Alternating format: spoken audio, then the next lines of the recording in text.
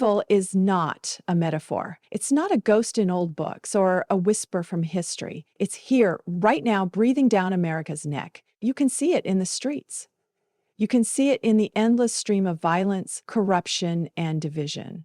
You can see it in the headlines where once again lives are taken senselessly. Charlie Kirk among them today, alongside countless others whose names may never reach national recognition.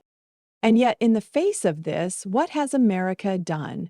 Too often, nothing. Too often, we've hoped the storm would pass, that someone else would rise up, that politics would fix itself.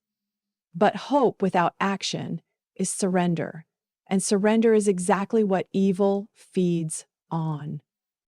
I don't say this as a Democrat or a Republican. I don't wear those jerseys, and I don't care for the endless game.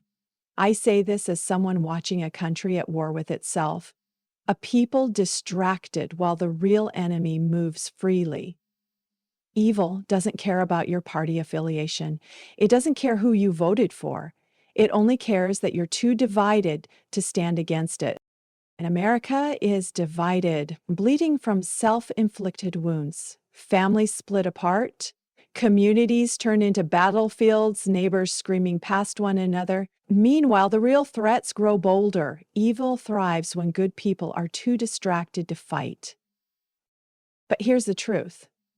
Good still has the numbers, the will, and the power, if only it remembers what it is. This country is filled with men and women stronger than they know. Ordinary people capable of extraordinary courage. People who, if they chose to rise, could remind the world that America is not weak, not finished, not broken. What's needed now is leadership, not the hollow kind that flows from podiums, but the kind that rises from homes, workplaces, schools, and churches. Leadership from people who never imagined they'd be called, but who recognize that the moment demands it. Strong men and women who refuse to be silent any longer, because silence is complicity, division is surrender, and America cannot afford either. This isn't about politics. It's about survival.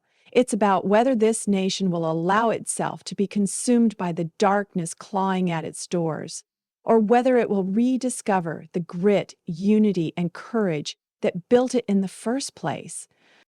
The fight between good and evil is no longer theoretical. It's now.